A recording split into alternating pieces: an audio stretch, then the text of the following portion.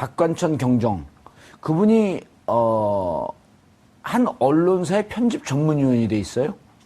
그렇습니다 보니까. 예, 그리고 최근에 5월 15일자로 이거 재수사에 대해서 글을 썼는데 제가 봤더니 거의 모든 전말을 상세히 아주 소상하게 기억을 하고 있더라고요. 아무래도 본인이 당사자고 본인의 입장에서는 어떻게 보면 상당히 어떻게 이 지금 최순실 국정농단 게이트의 전조 정상을 제대로 정권에게 워닝 사인을 줬던 당사자 않습니까? 어떻게 보면 정권 입장에서는 표창을 줘야 될 사람을 이게 콩밥을 먹인 거죠. 그런 부분에서 본인이 얼마나 억울하겠습니까? 감옥에 콩밥 없어졌습니다. 그러니까 우리가 이제 이게 상징적으로 이야기를 하는 건데요. 어쨌든 그러니까 지금 본인이 그러니까 구속되고 상당히 불이익을 받을 수밖에 없고 지금도 아마 이 본인 지금 명예회복을 위해서 다시 이 부분에서 지금 재판을 진행 중인 걸로 알고 있습니다만은 본인 입장에서 상당히 진짜 말도 안 되는 그 경우를 당했던 거죠. 그리고 문제는 사실은 본인이 이야기했던 그런 이 국정농단의 그런 본질보다는 말단적이라고 할 수 있는 문건 유출의 경위에 대해서만 검찰 수사가 맞춰졌고 거기에 대해서 자신이 모든 것 덤터기를 쓰고 자신이 정치 희생양이 되는 그런 상황이 상당히 억울했다는 거고요. 앞서도 제가 말씀드렸지만 문제는 자신이 이 그 박근혜 정부의 가장 큰 문제점을 자신이 정확하게 찍어서 그 경고 사인을 줬는데 그걸 갖다가 받아들이지 못하고 결국 박근혜 정부가 스스로 파멸될 수밖에 없는 이러한 상황에 대해서 그럼 그걸로 가면 박근혜 정부의 파멸은 끝나는 것이 아니라는 거죠. 문제는 그 본질이 본말이 전도되는 그 과정에 있어서의 그런 권력의 이상한 작용들 그러한 이것을 단죄하지 않고서는 그러한 사건이 또다시 재발될 수밖에 없다는 그런 측면에서도 검찰 개혁이라든지 뭐 여러 적폐청산이라든지 그런 차원에서 되는 거죠. 최 정부가 상당히 들여다봐야 될 부분이 아닌가. 알겠습니다. 이재 변호사님, 이걸 재조사 지시한 것을 어떻게 받아들여야 되나요? 저는 그렇게 보거든요. 그러니까 박근혜 최순실 국정농단 사건을 국가기관이 제대로 작동했다면 뭐 그 사전에 그런 미연에 방지를 할 수 있었던 거 아니겠어요? 그러니까 예컨대 민정수석실에서 사실은 자율적으로 조사하는 부분을 틀어버린 거고요. 그 다음에 검찰이 제대로 수사하는 걸 막았던 거 아니에요. 그렇죠. 그러니까 민정수석의 감찰 기능과 검찰의 수사 기능을 다른 그 방향으로 틀어버린 거거든요. 그렇기 때문에 민정수석이 무엇을 해야 하는 자리인가, 검찰이 무엇을 해야 하는 자리인가를 제자리 찾게 하기 위해서는 이것이 필요한 거죠. 그때 당시에 그러면 문제가 있으면 문제가 있는 기관을 개혁을 해야 되는 거죠.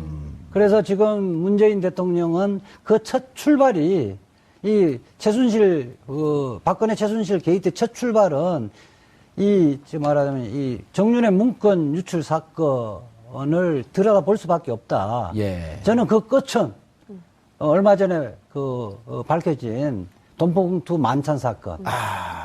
그 시점부터 2014년 11월부터 2017년 4월 17일까지의 사건이 한 세트라는 거예요. 그거를 밝혀보면 4월 21일인데. 4월 20일에. 그걸 하면 청와대 민정수석실과 청와대 권력기관과 검찰의 수뇌부가 어떻게 짬짬이 하면서 대한민국을 망가뜨렸는지 적나라하게 드러난다는 거예요. 우리는 개혁은 사태 진상을 파악한 이후에 무엇을 고쳐야 될 것인가를 진단한 이후에 고쳐야 되잖아요. 그냥 개혁해야 된다 하면 멀쩡한 사람들 왜 수술해 이렇게 이야기할 거라는 거예요.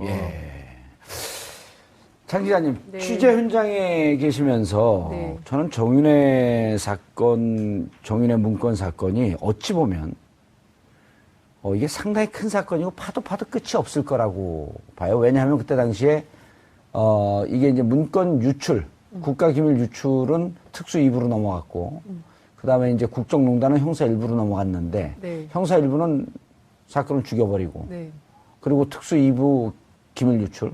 그런데 그때 담당했던 부장, 그러니까 정수봉 부장과 임관혁 부장이 이거 문고리 3인방과 정윤의 관계를 조사해야 된다.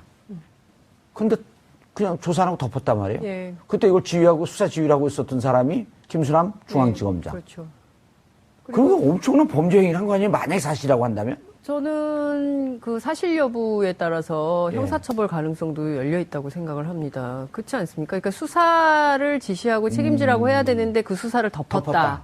덮는데 물론 이제 그 위에 민정비서관으로 우병우 전 수석이 있었던 거고 이 사건을 잘 문건 유출 사건으로 만들었기 때문에 민정수석으로 승진할 수 있었던 거 아니겠어요? 예. 그렇기 때문에 저는 거기서 또 중요한 얘기가 있죠. 네. 김영한 민정수석이 수석. 있었는데 예. 그 이후에 이 문제를 갖고 국회에서 청문회에서 상임위원회에서 부르니까 네, 그날 제가 그 국회 그 현장에 아, 있었습니다. 그랬어요? 운영위원회 그러니까 열리는 현장에서 그때 바로 김영한 민정수석이 난 못 가겠다. 브리핑 그 한다 그랬는데 갑자기 이제 안 나와버린 거죠. 오후에 나온다고 했는데 안 나온다고 브리핑에서 기자들도 올라오고 그랬던 현장에 제가 있었어요. 김영한 수석은 진실을 알고 있었던 거 아니에요? 그렇죠. 이제 그걸 다 기록을 해놨었던 것인데, 그러니까 그 종합하면 이재화 변호사님 말씀 주신 대로 예. 어쨌든 그렇게 난리를 쳤는데도 지금 이 순간까지도 돈봉투를 돌리면서 이 수사에 대해서 우리는 한 세트다. 조용히 넘어가야 된다라는 것을 모의하고 있는 현장이 또 덜미가 잡힌 거 아닌가라는 생각이 들기 때문에 이것은 검찰개혁하지 않을 수 없는 명분을 검찰 스스로 주고 있는 것이고 고비처도 반드시 설치해서 문제 해결을 하는 단초가 돼야 된다라는 것을 국민들로부터 인식시키는 계기가 됐다 이렇게 봅니다. 알겠습니다. 이재화 변호사님. 네. 자, 특검 임명했어요. 예. 정윤의 문건 수사시오. 예. 첫 단추를 어디서부터 꿰겠어요? 저는 요번에 4월 21일자 예. 돈봉투 만찬에서 풀 거예요. 아, 가장 가까운 것. 예. 증거 인멸하기 어려운 현황. 그러니까 그날 회동은 저는 그렇게 보거든요. 이제 우리는 살았다. 아. 예, 4월 21일 날 4월 17일 날 박근혜 전 대통령이 구속되고 우병우가 불구속 구속되면서 우리는 이 사건을 털었다. 털고 우리는 무사하게 귀환을 했다. 그러면서 자축하는 그 파티다 말이에요. 그 사람들이 왜 만났고 그 사람들이 왜 돈을 줬는가. 야, 거기 빨딱 없이 이렇게 확신을 갖고 얘기해서 왔는데 우리는 합리적 추론하면 되는 거죠. 그 사람이 이재화 변호사답지 않은데. 박근혜 정부, 특히 우병우 민정수석과 그 비서관과 비서관 시절과 민정수석 시절에서 그 사람들이 어떻게 승진해 온 사람들인가. 아, 그렇네. 2015년에 예. 2015년에 안택은 검찰국장으로 되는 게 2015년이네요. 네. 2015년은 민정수석이 된 때. 그렇죠. 2014년, 2015년 그때네요. 그분들이. 그래서 수사는 멀리서부터 수사를 하면 수사가 안 됩니다. 가까운 데서 수사하면서 하나씩 예. 들어가야 되는 거거든요. 그리고 그 기사는 상당히 그 내부자 제보가 있었기 때문에 그 기자도 참고인으로 부르면 되잖아요. 당연하죠. 근데 그 기자가 뭐 천리안을 갖고 있는 것이 아니니까. 기자 개인적으로 잘 알잖아요, 또. 개인적으로 잘 아는데, 내부에 예. 이것은 아니라고 생각하는 사람이 제보를 했겠죠. 한 명일까요, 두 명일까요? 뭐, 그건 뭐 잘 모르겠는데, 적어도 두 명 이상이라고. 적어도, 그거는 뭐 점쟁이 영역이고요. 아니에요. 50만원 내지 100만원 너 얼마 받았냐? 확인했죠. 이제 검사들은 초기 발달을 했기 때문에. 봉투 두께를 보고. 딱 알죠.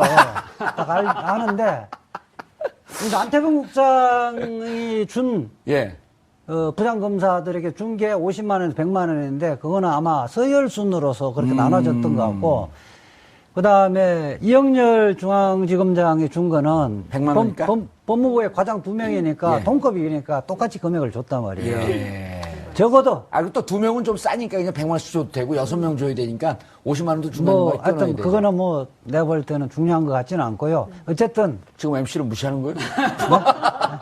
때로는 무시해도 될 것 같은데 어쨌든 그 자체가 아주 사실은 뭐 정상적인 검사나 법무부 직원이면 있을 수 없는 자리거든요. 근데 다 또 총 에이스들 아니에요? 정치검찰로서 에이스들이야. 그러니까 뭐 지금 해명하는 것이 뭐 수사비를 특수활동비에서 줬다고 이야기하는데 이영렬 지검장이 수사비를 주려면 수사 열심히 할 때 바로 검찰청에서 주면 되는 건데 법무부의 검찰국장이 수사하는 검사인데 돈 준 예는 한 번도 없어요. 법무부하고 검찰청은 다른 겁니다. 검찰국장이. 법무부 산하의 별도의 청이에요. 감시 감독을 해야 할 예. 지위에 있는 사람이 무슨 수사비를 줍니까? 알겠습니다. 최 교수님.